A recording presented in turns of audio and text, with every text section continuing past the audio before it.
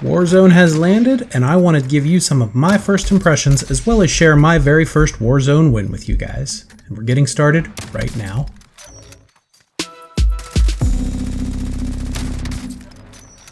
Hello and welcome. I am Amedio602, and if this is your first time on the channel and you want to improve at Call of Duty, then start now by subscribing and ringing the notification bell so you don't miss out on tips, tricks, and tactics to make you a better player.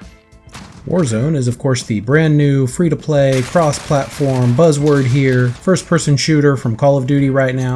Now, I don't think this game is perfect by any means, but it is a lot of what Call of Duty fans have been asking for. Ever since last year when they announced Modern Warfare, one of the big questions, hey, is it going to have a Battle Royale mode? And now we have an answer to that. But how is this Battle Royale mode? How does it stack up to other popular Battle Royale games in the field? Well, I'm going to share some of my opinions. First off, free-to-play. I think this was a great idea. I mean, hey, you're increasing the overall player pool. Everyone's got a chance to try it out. You know, it's good and more good. I'm sure they're making money hand over fist with the Battle Pass, but me, I really don't get into that. I'm all about the gameplay. And the gameplay in this, I think, is pretty good. A big problem I have with Battle Royale games is sometimes they're just boring.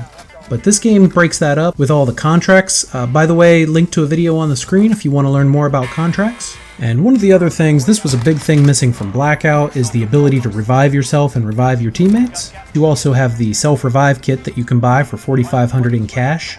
And the other two ways that you can come back is if you win your match in the Gulag, you come back to life, which is really cool.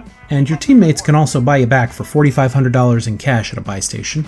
These are great additions to Battle Royale. I'm a huge fan of those. I think they're pretty well balanced price-wise. I mean, it's not cheap to bring your teammates back from the dead, but at the same time, it's also quite possible. In the gameplay you're watching on the screen right now, Brock and I had plenty of money to bring Gray Fox back from the dead. There just wasn't a buy station that we could access, so that was kind of unfortunate. A few other things about the buy station is you can buy kill streaks, which I'm not really a fan of buying cluster strikes and airstrikes and things like that, but I don't think I've even been killed by one in Battle Royale yet, so I don't really care if they're in there, just as long as they're not overpowered. The UAV is kind of cool, and we did discover pretty soon after the game launched that if you have 3 UAVs up at a time, you get a VSAT, which shows you the location of every player on the map, which is really cool.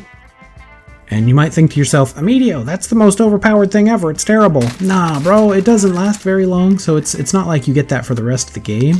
The thing that is overpowered that lasts the rest of the game, though, is these loadout kits. For only $6,000, which is really the reward for doing 1 or maybe 2 contracts, you get to choose whichever multiplayer loadout you like, and it drops right on top of you in Warzone. And not only do you get one, but everyone on your squad gets one. I feel like the loadout drops are a little overpowered. I feel like they need to be adjusted somehow. I'm thinking just increasing the price might be the best way to go there. It's even possible to buy multiple loadout drops just so you can get multiple primary weapons if you don't want to use overkill as one of your perks. And speaking of perks, I feel like we could use some adjustments to perks in Warzone. Right now I feel like with the thermal meta well into play, that Cold-Blooded is by far the best perk in Tier 1. Overkill is a really strong Tier 2 perk, as is Ghost. And for Tier 3, you just kind of get a bunch of garbage perks, so yeah, none of those are really that good. I'm telling you right now, I would trade any one of those for Ghost, absolutely, 100%.